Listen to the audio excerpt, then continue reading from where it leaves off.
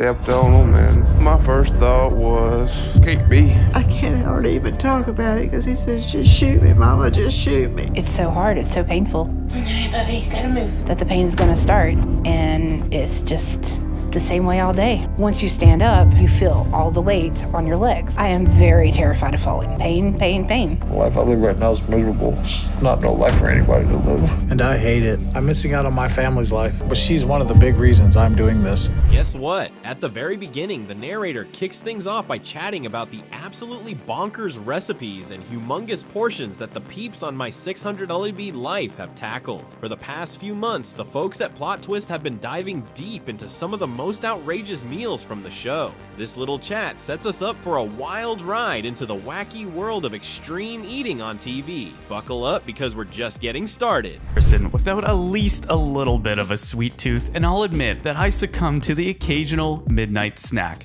However, I don't know anyone that eats like the patients on my 600-pound life. Every single episode in the series shares one common thread: an unhealthy addiction to food. Imagine loving to cook, but tipping the scales at 800 pounds. Julian Valentine, clocking in at over 800 pounds, really digs cooking, which he counts as one of his biggest joys. Even though he's super passionate about his kitchen time, the stuff he whips up often leans towards the not so healthy, contributing big time to his weight issues. His wife Irma digs his cooking, especially the salmon and veggies, but even she admits that these healthy dishes are a rare treat. Hold tight because Julian's daily food fiesta is up next. My first start in the morning when I wake up is, I'm still alive. I didn't die well. I dread getting out of bed in the morning. Karina's obsession with food is so bad that she's genuinely surprised to wake up every day. Can you imagine what that must be like? You won't believe how Julian starts his day. The clip rolls into Julian's daily grind, starting with a massive breakfast spread of pancakes, bacon, and eggs, and then munching non-stop until dinner hits the table. This part really zooms in on the mountain of food he plows through from morning to night, showing just how tough it is for him to manage his diet. Stick around, the next bit shows how all this chowing down really messes with his day-to-day life. Daily basis, but those items should not be on your must-haves. The closest thing that we have there is juice, and even that's a major stretch. If she's eating like this every single time she goes to the supermarket, it's no wonder she needs Dr. Now's help. You gonna go home for dinner? Bye. Bye. The battle isn't just with the fork, it's a full-on war. David opens up about the brutal physical challenges and pain he faces doing simple stuff, all because of his weight. This moment is a real eye-opener, showing the heavy emotional and physical toll obesity takes, and how munching for comfort becomes a vicious cycle. Brace yourself because the struggle with everyday tasks is coming up. Did I hear that right? So before now, shame has stopped her from eating everything she wants. So what is she gonna do now that nobody's here to judge? I'll have 2 medium pizzas with pepperoni and sausage, 1 order of cheese sticks, 24 honey chipotle wings, and the double chocolate chip brownie. Oh my god, that's an ungodly amount of... Ever seen a breakfast that could feed a small army? Dolly whips up a monstrous morning meal with 15 eggs for just her and a buddy, totally blasting past any normal eating limits. This scene is a perfect snapshot of the extreme eating the show loves to spotlight, and it's just nuts seeing how much grub is on the table. Get ready, because the consequences of these mega meals are just around the corner. Apparently that massive order she just made isn't gonna be enough to tide her over. And side note, how does she keep chocolate under the couch cushion without it starting to smell or melt? I mean, there's no way that's sanitary. And that's the pizza. Hello. Hello. How are you? Fine. Got it. Thank you. This next scene is a doozy.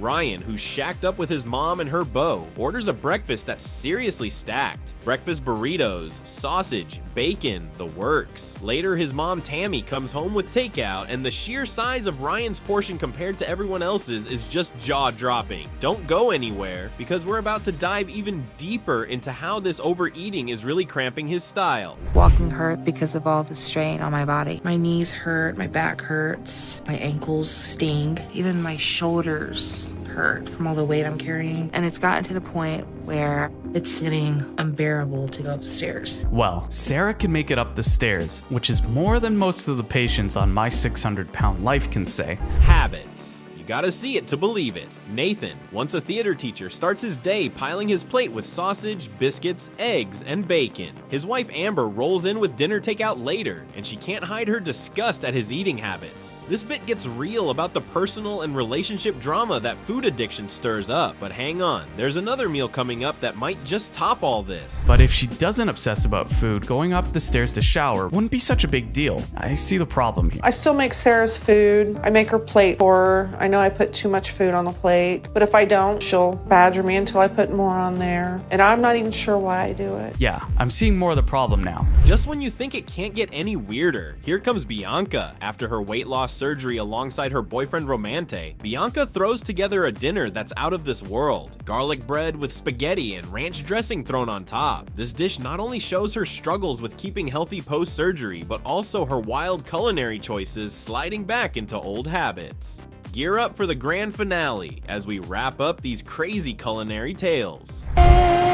Okay, one trip to the supermarket and we're already seeing why Paula is, fueling up beyond capacity. A liter of soda should never be your favorite, and something tells me that the rest of the trip isn't gonna be any smoother. I love food. I don't just like food, I love food. We kick off with TLC's My 600 LB Life, where folks lug themselves to Houston to see the legendary Dr. Now, a wizard of weight loss surgery who rolls the dice on some pretty risky cases. Most patients bounce out feeling pumped with a fresh start, but not all stories end on a high note. We're talking surgery snafus, mental breakdowns, and a whole array of other bummers. And you thought this was just a regular Tuesday night show, didn't you? Buckle up, it's just getting juicy. On TLC's My 600 Pound Life, patients trek to Houston, Texas to meet with Dr. Now, a world-renowned weight loss surgeon who takes a chance on higher patients. Many patients enter his office and leave with a new lease on life, but sadly, this isn't the case for everyone. Today, we're discussing the patients who tragically passed away and offer our deepest condolences to the family, friends, and loved ones who have been affected by these losses over the years. Enter Sean Milliken, tipping the scales at a wild 900 plus pounds, making him the heaviest to grace the show.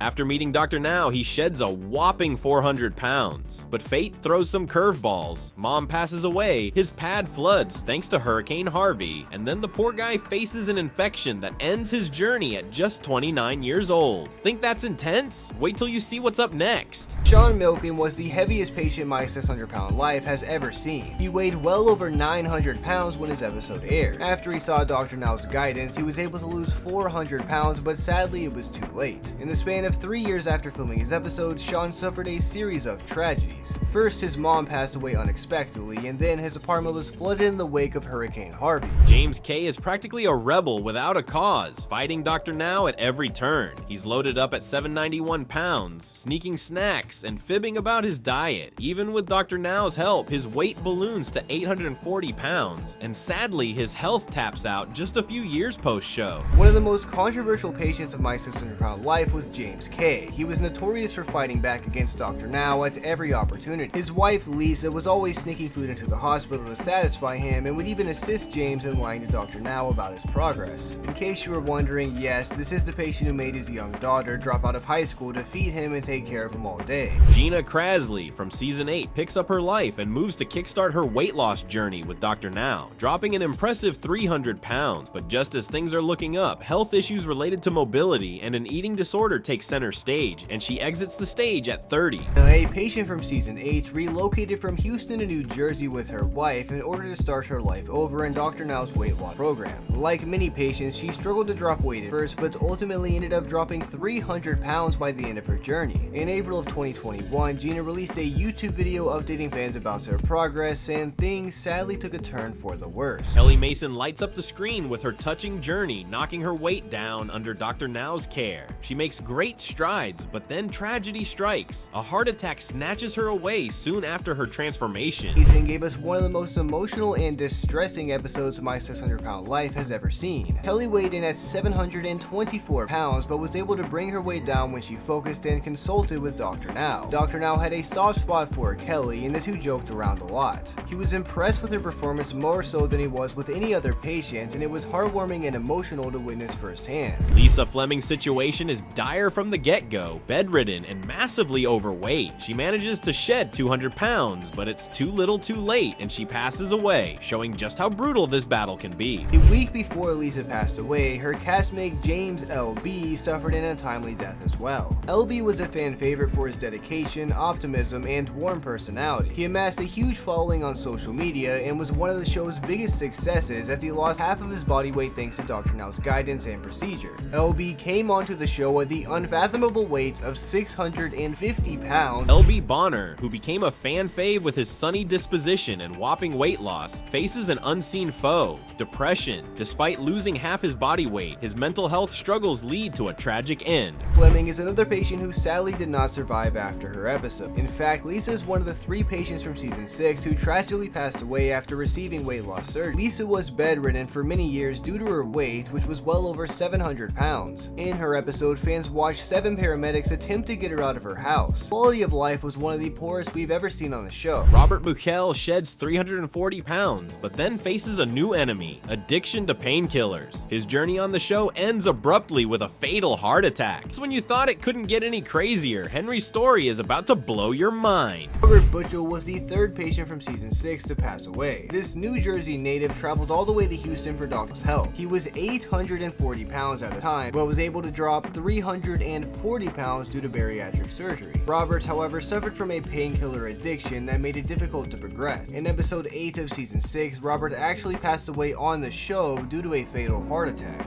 Henry Foots, looking to slim down for a high school reunion, loses over half his initial weight. He survives a near-death experience on the operating table, but ultimately passes away a year later. And you thought your high school reunion was stressful. Keep watching, because there's always another twist around the corner. Thing at a time, it's all about breaking old habits, you know? All about breaking old habits. Okay, so get this. Lisa Epperson, a 51-year-old living in the itty-bitty town of Fairbury, Nebraska, is bunking with her boyfriend of a decade, Randy. They've been in a tough spot, like really tough. She's stuck in bed with major weight issues and their place. Not exactly the cover of Better Homes and Gardens. It's kinda sad with Randy playing nurse despite his own health dramas. Strap in because you won't believe what's up next. 1-year-old Lisa Epperson lives in a very small city in Nebraska called Fairbury with her boyfriend of 10 years, Randy. Both people in this relationship are very unhealthy. Lisa quite obviously has problems with her weight, and it is said throughout the episode that Randy has some issues with his blood pressure. Considering Randy has a nasal cannula, I would assume that's because Randy doesn't get enough oxygen into his blood. Oh boy, this part's a doozy. Lisa spills the beans on her rough childhood, complete with a dad who was more into his booze than playing Happy Families, and a downright horrifying assault when she was just a teen. This cocktail of chaos turned her to food for comfort, packing on the pounds and trapping her in a vicious cycle. Buckle up, because her meeting with Dr. Now is just around the corner. Are worded by 2 of her friends. The trauma of this assault made Lisa eat even more. She claims that she wanted to become fat and unattractive so that nobody would want to touch her again. However, Lisa became pregnant at the age of 16, the same time her sister got pregnant, so Lisa's poor mother had to deal with 2 pregnant kids in the same house. Shortly after she gave birth to a baby boy, she got married to a man who was in prison. Here's where it gets juicy. Lisa has a virtual sit-down with Dr. Now, and let's just say he's not handing out gold stars. He lays into her about her snack-loving ways and gives Randy a piece of his mind for letting it slide. Despite the wake-up call, these 2 can't seem to swap the chips for salad just yet. Peek the next bit for Lisa's battle with her diet. Meeting with Dr. Now over Skype, and you better get used to seeing these meetings over the screen, as we actually never see Lisa and Dr. Now meet in person. Dr. Now doesn't just confront Lisa about her unhealthy eating habits, he also confronts Randy about his enabling behavior. By the end of the Skype call, Randy really starts to blame himself and obviously feels very guilty about being an enabler. And just when you think it can't get more bonkers, it does. Post-doc pep talk, Lisa's munching habits go rogue, totally ignoring the whole 1,200 calorie plan. There's Randy, bless him, loading up on every no-no snack in the grocery store. Eyes on the screen because Randy's about to have his own meltdown. How about cookies? You want bacon cheddar? You want jalapeno cheddar? Just grab one of each one. We need about about 7 boxes of cereal, so keep track of what you throw in there. Get something with sugar on it. Okay, now go to the candy aisle. Never gonna go to the chip aisle. I don't know, get 5 bags. You might just get a couple jars of that dip too. Okay, and then go over and get like 6 frozen pizzas. You've gotta see this. It's like something out of a soap opera. Randy starts having chest pains and leg troubles right when you'd hope they'd both be getting their act together. And Lisa, she's more interested in chatting up the camera than helping her man. What's coming up might just make your jaw drop. Really weird, as Lisa doesn't really seem to care much about her 62-year-old partner having chest pains and then saying that his left leg hurts. If I were her, I would have sent him straight to hospital, but all she suggests is that he lies down in case it gets better and that he can go to hospital if he wants. What irks me the most about this scene is that Randy is laying on the bed in what looks like tremendous pain, and Lisa is just talking to the camera. Just when you thought it couldn't get worse, it totally does. Lisa throws a major fit when a dietitian and a physical therapist come knocking, trying to steer her back on track. She's having none of it, slamming doors in faces and throwing shade like it's her job. You won't want to miss the showdown that follows. Which is obviously something she desperately needs, as lifting very small looking weights is not going to do the trick. On Lisa's second call with Dr. Now, she is confronted about her hesitance to start physical therapy. Lisa says that she is confused by the diet and she just acts difficult. Dr. Now has probably heard these excuses about 1,000 times. Hold on to your popcorn, folks. This confrontation is a game changer. After Randy's scary brush with the Grim Reaper thanks to COVID-19, Lisa finally sees the light. She drops a bunch of weight while hospitalized, and it looks like she might actually turn things around. Keep watching. Her transformation is nothing short of a TV miracle. Incredibly angry at the dietitian and screams at the poor woman until she leaves the house. It doesn't go any better with the physical therapist either. Before the physical therapist even walks into the house, she's met with Lisa's unwarranted hostility. Lisa then screams at the physical therapist, saying that she shouldn't be at Lisa's house so late before sending her out the house. And just when you need a little hope, here it comes. Post-tragedy, Lisa's pals step up to the plate, nudging her towards healthier choices and a bit of treadmill time.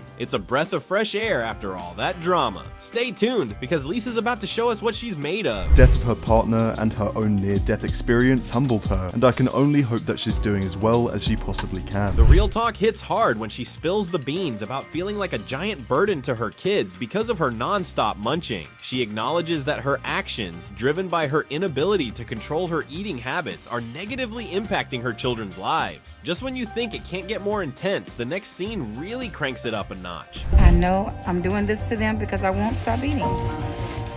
Love you. Drive safe. Jacob, put a jacket on. The bus is here.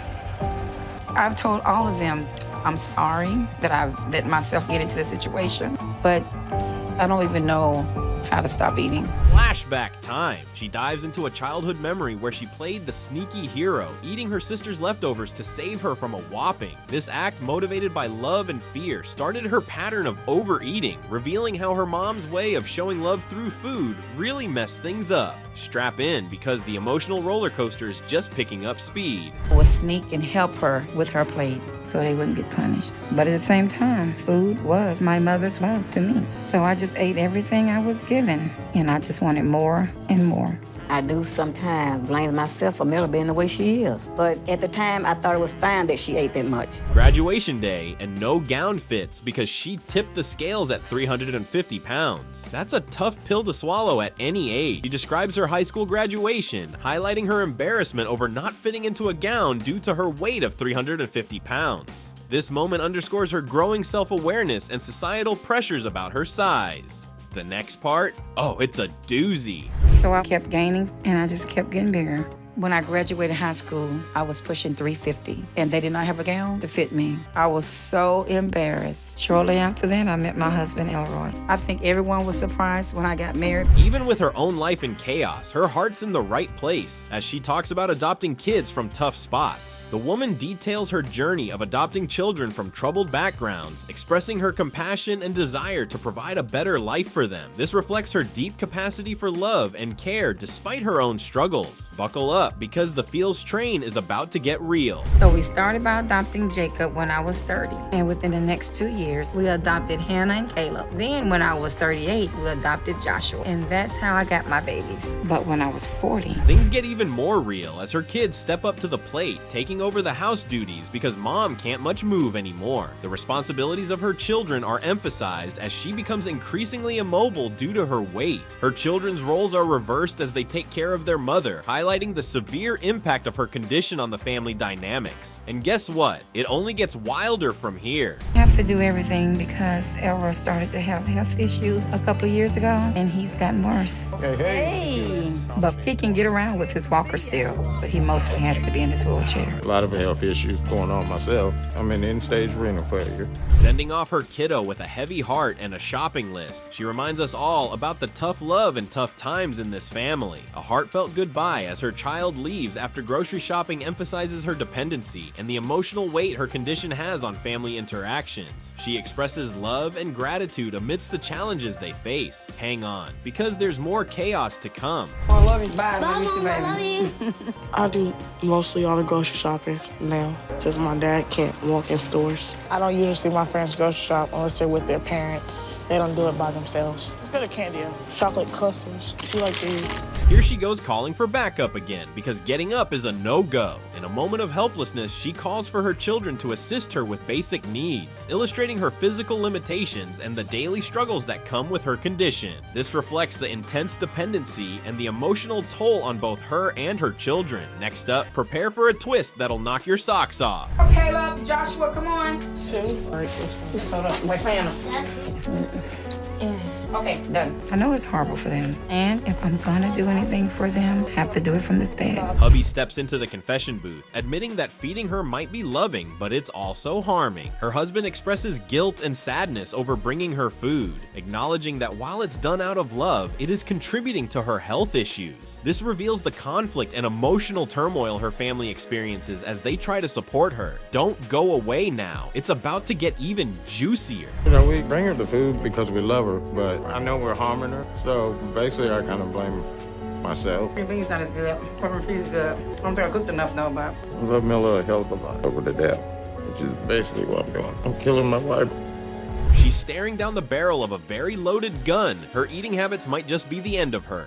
She confronts her mortality, fearing death due to her uncontrollable eating habits. This candid admission highlights her awareness of the dire consequences of her lifestyle and her deep fears for her future. And just when you thought it couldn't get more intense, the finale is up next. I feel like I'm just out of control with my eating habits. And I know every time I take a bite of food, it's getting me that much closer to death. And that's my nightmare right now, that I'm gonna go to sleep and not wake up. It's the final showdown, and she's terrified of leaving her kids with memories of her stuck in bed. The episode concludes with her expressing a fear of dying and leaving a painful legacy for her children. She worries about the memories her children will hold, stressing her desire to change for their sake and her realization of the impact of her health on her family's future. Hold on to your seats because this emotional roller coaster is taking one last wild turn. I think she's trying to kill herself with food, and I'm worried that she's not gonna make it. I don't want to die like this. This is not the memory that I want for my children to have.